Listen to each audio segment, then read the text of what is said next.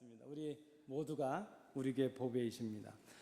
사도 바울이 빌립보서 2장을 시작하면서 본격적으로 교회 생활에 대한 기쁨을 말씀합니다. 사도 바울이 빌립보서에서 강조하고 있는 주제는 기쁨입니다. 어떻게 하면 우리가 기뻐할 수 있겠는가 하는 것이죠. 여러분, 우리가 한평생 살아가면서 이왕이면 기쁘게 살아가야 되지 않겠습니까? 참 험악한 세상이고 힘든 세상이지만 우리의 관심이 거기에 있습니다. 어떻게 하면 기쁨을 누리며 살아갈 수 있겠는가? 오늘 특별히 2장 앞부분에 보면 그렇게 권면하고 있습니다. 기뻐하며 살기를 원하는가? 기쁨을 누리는 교회가 되기를 원하는가? 그러면 하나 되는 교회를 이루라 하는 것이죠. 그러면 어떻게 하면 하나 되는 교회를 이룰 수 있겠는가? 그럼 빌립보서 앞부분에 보면 한 마음을 가지랍니다. 한 마음을 가지라. 여러분, 이것은 우리가 다 알고 있는 내용 아니겠습니까? 하나의 교회가 되면 기뻐할 수 있고 그 하나 되는 교회를 위해서 한 마음을 가지는 것, 그거 중요하고 우리가 다 알고 있는데 어떻게 하면 한 마음을 가질 수 있겠는가 하는 것이죠. 사도 바울은 빌립보서 2장 5절 이하에서 그렇게 말씀하고 있습니다. 정말 한 마음을 가지고 기쁨의 교회를 이루고 기뻐하며 살기를 원한다면 너희 마음속에 그리스도 예수의 마음을 품어라, 그렇게 말씀을 했습니다. 우리가 그리스도 예수의 마음을 품게 되면 하나의 마음을 가질 수 있고 하나의 교회를 이룰 수 있고 또 그것으로 인해서 기쁨을 누리며 살아갈 수 있다는 그 말씀입니다. 그 내용을 말씀하고 나서 우리가 오늘 함께 봉독하신 이 본문에서 사도 바울이 그러면 한 마음, 그리스도 예수의 마음을 품는 것이 무엇이냐 하는 것을 말씀하면서 첫 번째로 말씀을 했습니다. 그것이 무엇인가 하면 너희의 구원을 이루라 하는 것이죠. 너희에게 허락된 구원을 이루라. 그것이 바로 그리스도 안에서 하나 되는 것이요, 그리스도의 마음을 품는 것이라, 그렇게 말씀을 했습니다. 그러면 구원을 이루라 하는 이 말의 의미가 무엇인가? 이루라는 이 말의 단어적인 의미는 끝마치다 하는 뜻이죠. 끝마치다. 그리고 완성하다 하는 그런 의미가 있습니다. 그런데 이 구원을 완성하다 하는 이 말은요, 두 가지 의미로 우리가 생각을 해볼 수 있겠습니다. 첫째는 개인적인 차원이죠. 우리가 구원을 완성한다 할 때는 우리가 예수 그리스도를 믿음으로 하나님의 자녀가 되었다면 이제 그 예수 그리스도의 십자가 은혜로 하나님의 자녀다운 삶을 우리가 살아가는 것이죠. 하나님께서 허락하신 그 믿음을 지키고 그리고 주님 오실 때까지 그 믿음을 완성시켜 나가는 그런 그 하나님의 자녀다운 성결한 삶이 바로 우리의 구원을 완성시켜 나가는 것이라, 이렇게 말할 수 있을 것입니다. 여러분, 하나님의 자녀답게 살아가시길 바랍니다. 믿는 자답게 살아가시길 바랍니다. 주님 오실 때까지 이 삶은 계속돼야 되죠. 그래서 이 삶을 우리가 우리의 구원을 개인적으로 완성시켜 나가는 것이라, 이렇게 말할 수 있을 것입니다.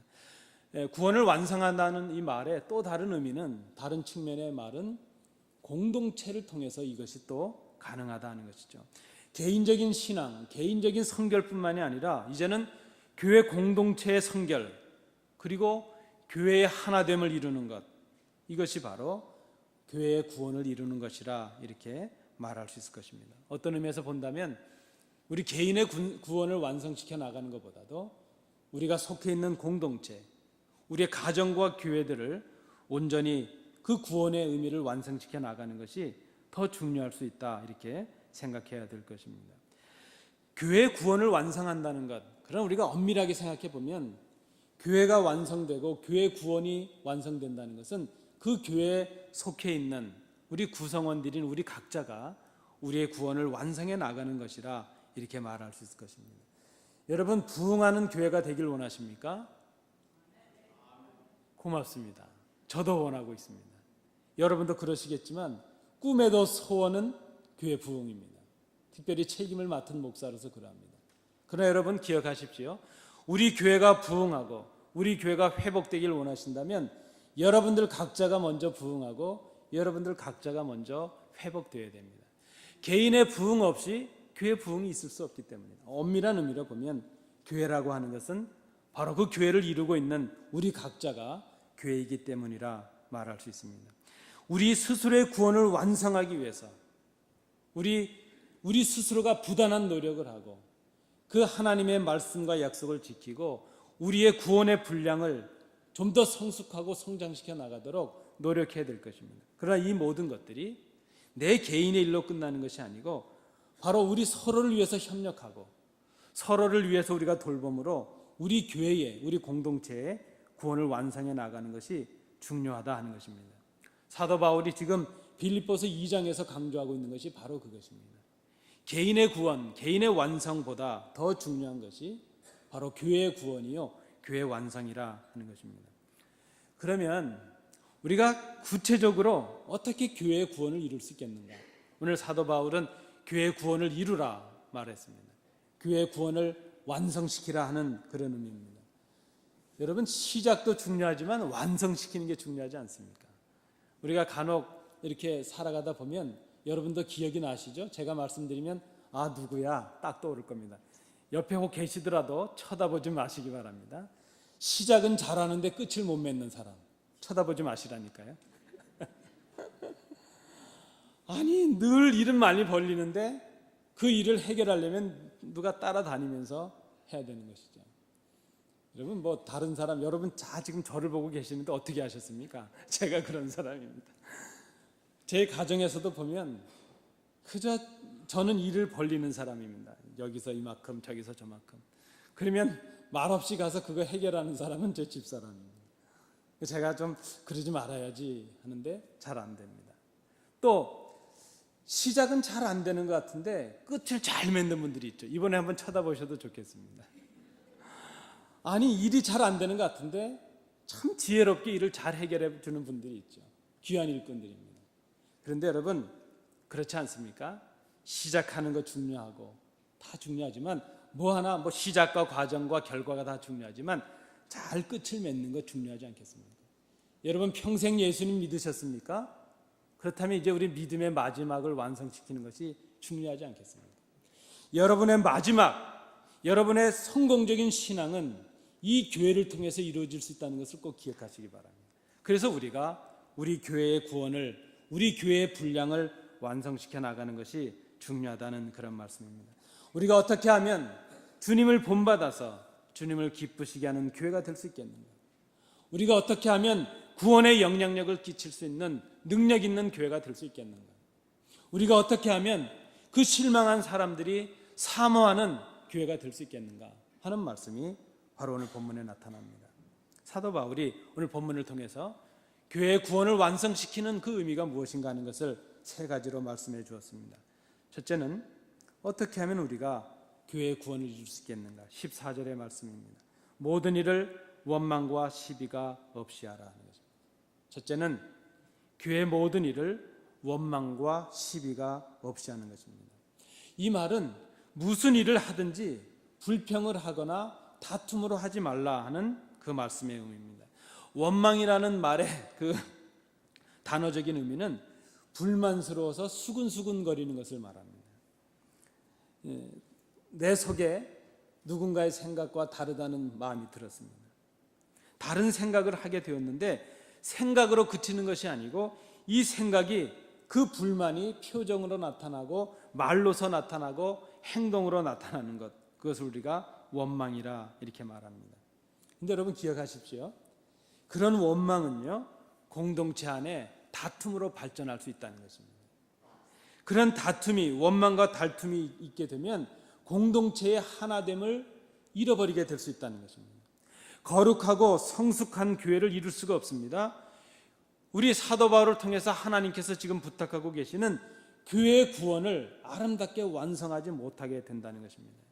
다른 의미로 말씀을 드린다면 교회 안에서 불평을 말하고 다툼을 일으키는 것이 교회를 어지럽히는 것이 되고 교회를 더럽히는 것이 되고 하나님께서 맡겨주신 구원을, 그 능력을 빼앗기는 것이 될 수 있다는 것입니다. 오늘 사도 바울은 빌립보 성도들에게 그렇게 지금 권면을 하면서 고린도전서 10장 10절에서 출애굽을 하던 이스라엘 백성들을 떠올려서 말씀을 합니다. 저희 중에 어떤 이들이 원망하다가 멸망시키는 자에게 멸망하였나니. 가나안 땅을 목전에 두고 가나안 땅을 향해 나아가던 이스라엘 민족이 그 광야에서 다 실패를 경험하고 말았습니다. 그 이유가 있다면 무엇이겠습니까? 지도자를 향하여, 하나님을 향하여 불평을 품고 수군거린 것 때문에, 그 불평이 하나님께 대한 죄악이 되어서 그 불평으로 인한 서로의 다툼 때문에 하나님께서 허락하신 구원을 빼앗기고 말았다는 의미입니다. 교회 구원을 이루기 위해서 우리가 해야 될 일의 첫 번째는 작은 것이지만 교회 안에서 불평과 다툼을 없애는 것, 이것이 바로 우리에게 허락하신 구원을 지키는 일임을 여러분 꼭 기억하시기 바랍니다. 여러분, 큰 것에서 실패하지 않습니다. 대개 교회가 넘어지고 믿는 우리들이 넘어지는 것은 작은 일에서부터 시작이 됩니다. 작은 일을 잘 감당하시는 우리 성도님들 되시기 바랍니다. 두 번째로, 우리가 어떻게 하면 그 교회의 성숙함을 이루고 구원의 완성을 이룰 수 있겠는가? 두 번째 모습은 교회의 순결함을 세상의 본이 되게 하라는 말씀입니다. 교회 구원을 이루는 첫 번째가 교회의 내적인 모습, 교회 안에 다툼과 그런 불평이 없게 하는 것이었다면, 이제 교회의 순결함을 세상이 알게 하라는 것은 보여주는 것이고 교회 외적으로 드러나는 것이라 말할 수 있습니다. 먼저 원망과 시비가 없는 온전한 교회를 이룰 때에 흠이 없는 교회가 될 것입니다. 순전한 교회를 이룰 수 있을 것입니다. 15절은 오늘 말씀하고 있습니다. 이는 너희가 흠이 없고 순전하여 어그러지고 거스리는 세대 가운데서 하나님의 흠 없는 자녀로 세상에서 그들 가운데 빛들로 나타내며 그랬습니다. 공동번역은 이 15절을 이렇게 번역하고 있습니다. 그리하여 여러분은 나무랄 데 없는 순결한 사람이 되어 이 악하고 비뚤어진 세상에서 하나님의 흠없는 자녀로서 하늘을 비추는 별들처럼 빛을 내십시오. 이렇게 기록하고 있습니다. 여러분, 흠이 없다는 말은 책망받을 만한 일이 없다는 것을 말합니다. 순전하다는 것은 불순물이 섞이지 않은 청결한 상태를 말합니다. 바울은 지금 빌립보 교회 성도들이 원망과 시비가 없는 거룩하고 일치된 교회를 이루므로 세상으로부터도 책망을 받지 않는 교회가 되기를 기대하고 있다는 그런 말씀입니다. 여러분, 우리 이 옆에 불이 났던 집을 여러분 다 알고 계십니다. 우리 사택 주변에, 우리 교회 주변에 제가 주민들을 이렇게 만나고 이렇게 좀 접할 기회가 많지 않습니다. 제가 막 이사 와서 주민들한테 잘 보이려고 좀 다가가서 이렇게 인사를 건넸더니 저쪽에 계신 그 중국계 할아버님은 이렇게 쳐다보시더니 그냥 사슴 보듯이 가시더라고요. 인사할 기회를 못 가졌습니다. 근데 최근에 이 불난 집에 한 분과 제가 대화할 기회가 생겼습니다. 새벽 기도를 마치고 제가 사택으로 들어가는데 어떤 분이 저희 울타리를 확 넘어오는 겁니다. 무단 침입 아니겠습니까? 딱 잡힌 것입니다. 딱 넘어왔는데 저한테 딱 걸렸습니다. 그래서 제가 다가가서 뭐라고 그러겠습니까? 제가 영어가 짧은데 무슨 말을 했겠습니까? 그러나 제가 그분과 이런 대화를 했습니다. 여러분, 그분과 우리 교회가 좀 불편한 관계에 있었다는 거 여러분 다 알고 계십니다. 제가 그걸 알고 있었기 때문에 이거 하나님께서 주신 기회다 생각을 했습니다. 그래서 제가 도와줄 일이 있는가 그랬습니다. 아니, 나한테 얘기하면 될 텐데 뭐 이렇게 힘들게 펜스까지 넘어오는가, 나한테 얘기하면 될 텐데. 그랬더니 이분이 당황하시면서 뭐가 넘어왔는데 이쪽에서 처리할 수가 없어서 이쪽에 와서 해야 되는데 그저 울타리를 돌아서 오려면 멀리 돌아야 되니까 어쩔 수 없이 이거 넘었는데 용서해 달라는 겁니다. 그래서 제가 이렇게 얘기했습니다. 그게 용서할 일이 아니라고. 얼마 전에 한 달 전에 아이들이 놀다가 공이 넘어갔는데 나도 한번 넘어갔다고, 미안하다고 제가 그랬습니다. 그리고 악수를 하고 대화를 했습니다. 앞으로 넘어갈 일이 있으면 편하게 넘어다니자 제가 제안을 했고 그렇게 하자 그랬습니다. 좋은 기회가 되리라 생각합니다. 여러분, 우리가 이웃을 오해하고 있는 것만큼 이웃들이 우리를 오해하고 있을 수 있다는 것을 생각해야 됩니다. 여러분, 우리 30년 역사, 제가 여기 우리 교회 부임해서 1년의 역사 동안 잘 생각해 보니까 우리 이웃들을 위해서 배려한 적이 거의 없었습니다. 새벽마다 찬송을 불러대고 새벽마다 기도하는데 한 번도 그분들이 뭔가 불편할 것이라는 것은 생각하지 않았습니다. 그러면서도 우리는 가끔 이웃들이 기계를 틀어대고 뭔가 하면 교회를 방해한다고 생각하고 우리에게 힘들게 한다고 우리는 불평을 했습니다. 그러나 정작 우리는 더 많은 것을 그들에게 불편하게 하면서도 우리가 그들을 향해서 하는 일은 생각하지 못했구나 스스로를 돌아보았습니다. 여러분, 우리 교회가 우리 스스로가 기쁨이 있고 정말 이해할 만하고 좋은 교회가 되는 것 중요하지만 우리 교회의 성결함이, 우리 교회의 교회됨이 이웃들에게 비춰지는 것도 얼마나 중요한지 여러분 생각해야 될 것입니다. 우리 교회가 이 땅의 사람들에게, 소망의 빛을 잃은 사람들에게 빛의 역할을 하고 있는지, 이 땅의 풍조에 휩쓸려서 썩어가고 있는 그 사람들에게 소금의 맛을 내고 썩음을 방지할 수 있는 정말 그 일을 우리가 감당하고 있는지 우리 스스로를 돌아보는 우리 성도님들 되시기 바랍니다. 정말 우리가 살고 있는 이 시대가, 이 세상이 썩어가고 있고 어두워져 가고 있는 세상이라면 우리 교회가 그들을 향해서 빛을 비추고 그들을 향해서 소금의 맛을 내는 그런 교회가 되어야 되지 않겠는가 생각합니다. 근데 여러분, 우리가 이 시간 정직하게 고백하기는 정말 문제가 있다면 이 땅의 교회들이 어두워져가는 이 세상에 빛이 되고 있지 못하다는 사실입니다. 여러분, 정직하게 인정하십시오. 교회가 빛이 되지 못하고 있다는 말은 교회를 구성하고 있는 성도들이 빛의 사명을 감당하고 있지 못하다는 그 의미가 아니겠습니까? 성도들이 세상으로부터 신뢰를 얻고 있지 못합니다. 믿는 신자들이 더 정직하지 못했습니다. 그리고 우리가 더 성실하지 못했습니다. 이웃을 외면했습니다. 우리는 구원이라는 것을 개인의 문제로만 생각하고 교회만 좋으면 된다고 생각했지, 교회를 더불어 울타리를 하고 있는 우리의 이웃들, 우리의 지역들을 우리는 돌아보지 못했습니다. 우리 교회가 교회의 기쁨, 교회의 편안함을 추구하면서도 우리가 함께 속해 살고 있는 이 땅을 좀 더 바라보지 못했습니다. 얼마 전에 우리 웨스트 오렌지 지역의 소방국으로부터 편지 하나가 왔습니다. 교회에게 요청을 하는데 그 내용이 무엇인가 하면 이제 이 지역에 위급한 상황이 생기고 그 이머전시 상황이 생길 때에 이 교회가 쉘터 역할을 좀 해줄 수 있느냐 하는 제안이었습니다. 이제 많은 사람들이 피난을 가고 피해야 될 때 우리 교회가 그런 역할을 하면 좋겠다. 제가 그 편지를 받고 우리 장로님들하고 협의를 했습니다. 우리 장로님 모두가 기쁜 마음으로 우리가 때늦은 감은 있지만 그 역할을 해야 되겠다고, 그래서 지금 우리가 그것을 준비하고 있습니다. 기회가 되면 이 지역을 위해서 우리 교회가 할 일을 해야 될 것입니다. 우리만 기쁘고 우리만 예수 믿고 우리만 즐거운 것은 진정한 구원이 아니라는 것입니다. 우리가 속한 우리가 가졌던 그 기쁨과 그 감격을, 우리가 가졌던 그 놀라운 구원의 은혜를 성결함으로 이웃들에게 빛으로 소금으로 증거할 수 있는 우리 교회가 될 수 있기를 간절히 원합니다. 우리 교회가 하나님 앞에 칭찬받는 교회가 되어야 되지만, 우리 스스로 정말 자랑스러운 교회가 되는 것도 중요하지만, 우리가 알지 못하는 지역 주민들이 우리 교회를 칭찬하는 교회가 되는 것, 그것이 얼마나 중요할까 생각합니다. 신뢰받는 교회가 되고 신뢰받는 성도님들이 될 수 있기를 바랍니다. 그것이 바로 구원의 완성을 이루어가는 것이라 생각합니다. 세 번째로 사도 바울이 말씀하고 있는 우리 교회의 구원을 이루는 세 번째 모습은 생명의 말씀을 굳게 밝히라 하는 말씀입니다. 16절의 말씀을 보시기 바랍니다. 생명의 말씀을 밝히라 하는 것이죠. 이 생명의 말씀은 하나님의 말씀입니다.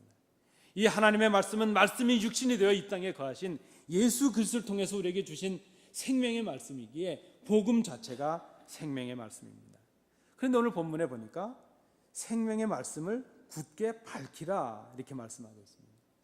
이 밝히라는 의미가 무엇일까? 그 단어를 찾아봤더니 횃불을 꽉 움켜쥐고 앞으로 내밀어서 어둠을 밝힌다 하는 그런 의미가 있습니다. 공동 번역은 이 밝힌다는 단어를 굳게 지킨다 이렇게 번역을 했습니다. 여러분, 이 자유의 여신상 다 가보셨지요? 혹 못 가보신 분들 있으시면 제게 신청하시면 제가 한번 모시고 가도록 그렇게 하겠습니다. 제가 얼마 전에 우리 아이들과 한번 다녀왔습니다. 저는 안 가도 충분한데 제가 우리 성도님들이 저를 불러주셔서 제가 설교하러 올 때 또 저지시 때 신방 갈 때 다리 위에서 보면 다 보여서 다 봤으니까 안 가도 되겠다 생각했는데 우리 자녀들이 좀 원하기도 하고 해서 가까운 데 가서 배를 타고 한번 자유의 여신상을 돌아보았습니다. 그런데 가기를 잘했습니다. 제가 가서 자유의 여신상을 보고 놀라운 사실을 하나 발견했습니다. 이게 놀라운 것인지 아닌지는 여러분 한번 들어보시기 바랍니다. 자유의 여신상을 잘 보시면 그 여신이요, 횃불을 들고 그냥 두 발을 모으고 서 있는 것이 아니고 한 발을 앞으로 내딛고 뒷발에 발꿈치를 들고 있습니다. 다 알고 계셨습니까? 모르셨습니까? 제가 옆에 나가서 흉내를 낼 테니까 한번 보시기 바랍니다. 이 뒤꿈치 든 게 보이시나요?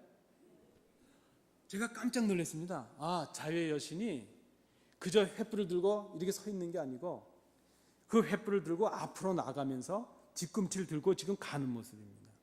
저는 말씀을 준비하다가 그 여신이 생각이 났습니다. 생명의 말씀을 밝힌다는 것은 그 말씀을 내 구원으로 삼고 지키고 서 있는 것이 아니고 그 말씀의 복음의 빛을 가지고 어두운 곳을 향해서 전진하는 것을 의미하는 것이죠. 그래서 생명의 말씀을 밝히라는 이 의미 속에는 두 가지 의미가 있는 줄로 압니다. 첫째는 그 말씀을 가지고 자기 자신을 지키는 것이죠.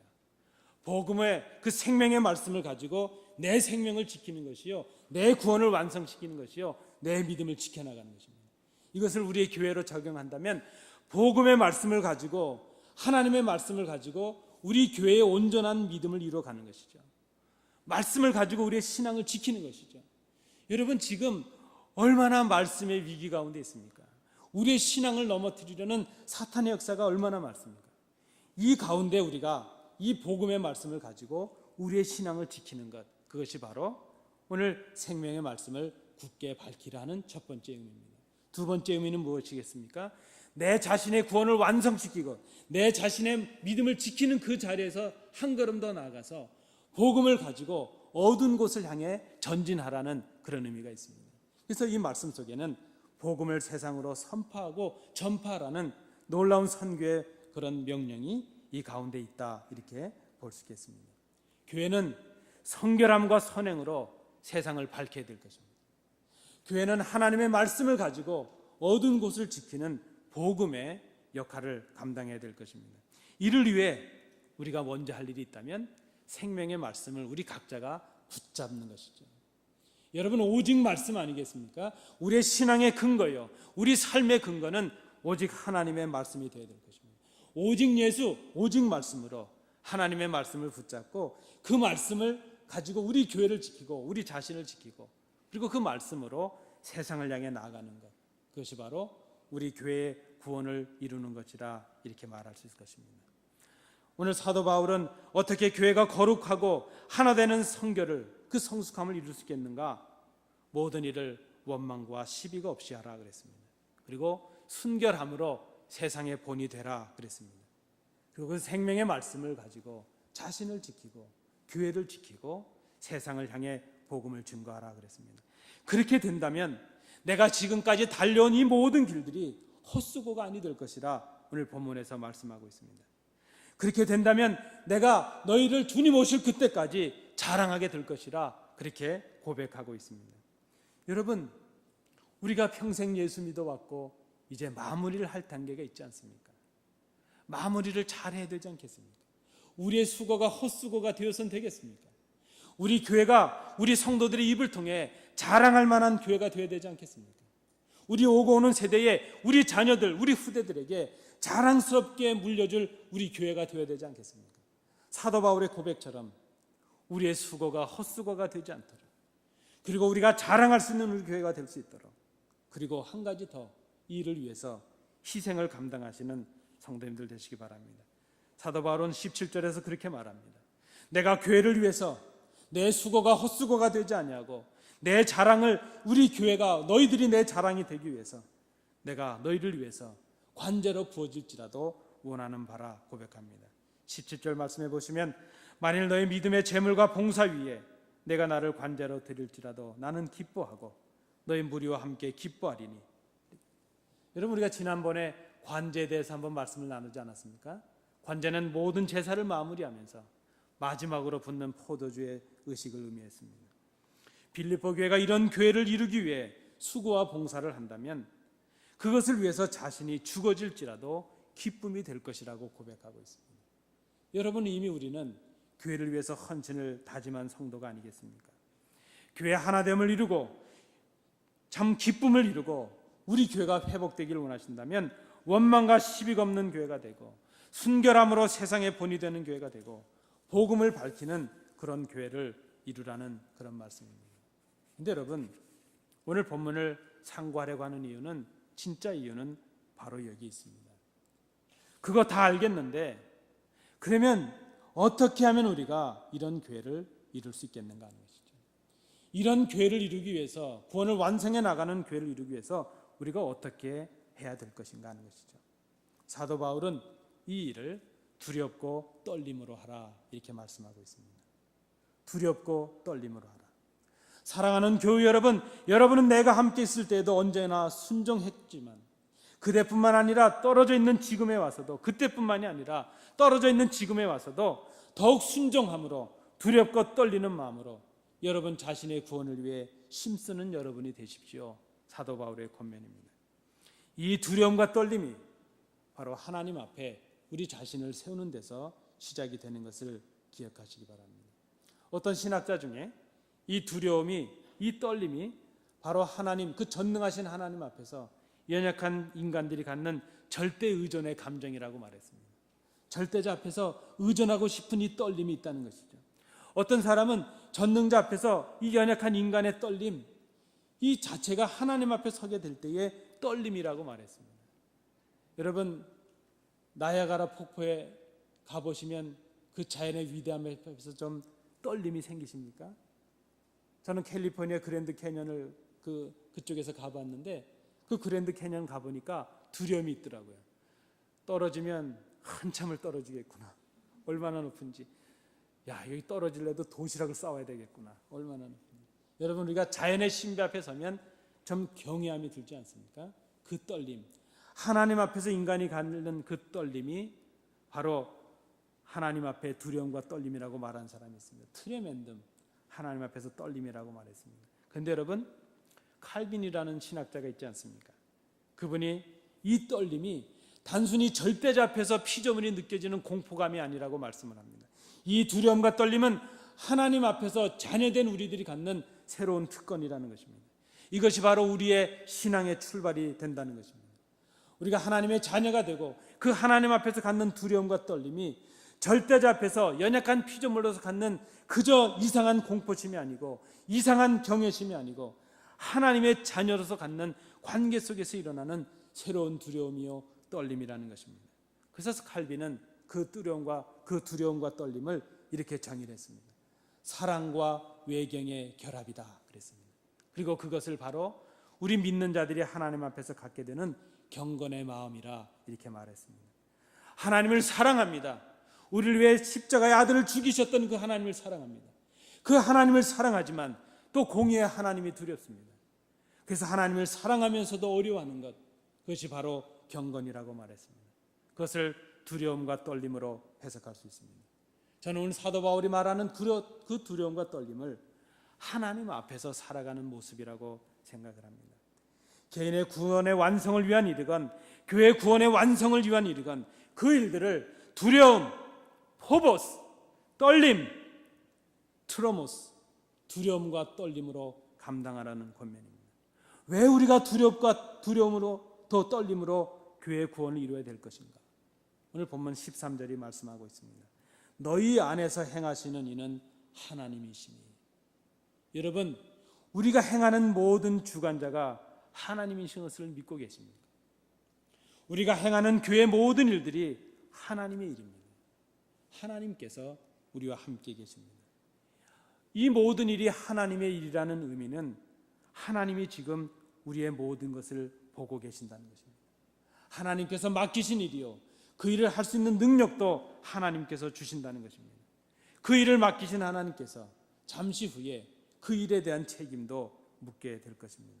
그래서 지금 두려움과 떨림으로 하라는 이 말은 하나님 앞에서 하나님이 지금 지켜보고 계신다는 것을 기억하고 행하라는 의미입니다. 몇 해 전입니다. 몇 해 전에 어떤 목사님의 설교를 듣던 중에 제가 재미있게 들었던 이야기가 있습니다. 이 목사님이 북한을 가셨는데 상당한 영향력을 가지고 가신 분이었기 때문에 여기저기를 다 돌아볼 수 있는 권한이 있으셨답니다. 그래서 하루는 늘 보여주는 것만 보여주니까 북한의 이 주민들의 실상을 바로 알 수가 없어서 그 당국자들에게 요청을 했답니다. 내가 좀 가고 싶은 곳을 가게 해달라. 그래서 그 일반 주민들의 집을 좀 방문할 수 있도록 해달라. 근데 뭐 나중에 생각해 보니까 그 집도 다 준비된 집이었다는 것이죠. 상당히 잘 사는 집을 데리고 갔다는 겁니다. 근데 이 목사님의 관심은 거기에 있는 것이 아니고 그 집에 들어갔는데 마침 그 부부가 식사를 하면서 TV에서 나오는 드라마를 보고 있더랍니다.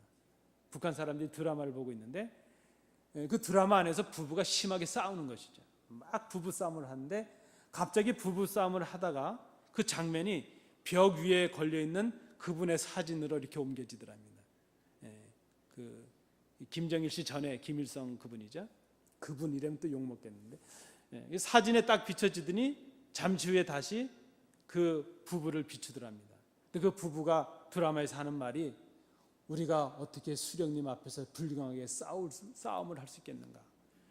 그래서 눈물을 툭툭 흘리면서 수령님 앞에 그 사진 앞에 서가지고 회개를 하더라는 겁니다. 목사님이 그걸 보고 충격을 받았다. 근데 더 충격을 받은 일은 그 드라마를 보면서 식사를 하던 사람들이 울면서 같이 회개하더라는 겁니다. 그래서 그 목사님이 그 생각을 했답니다. 야, 통일이 돼도 힘들겠구나.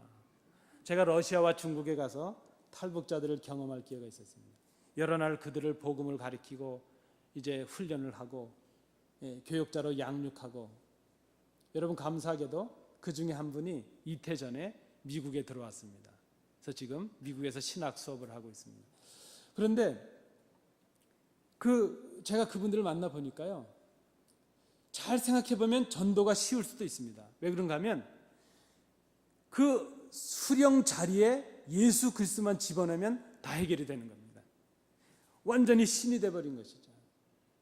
제가 지금 이 말씀을 드리는 이유는 무엇인가 하면 잘못된 신앙을 가지고 잘못된 가치관으로 살아가는 사람들도 수령 앞에서는 조심하고 살아가더라 하는 것이죠.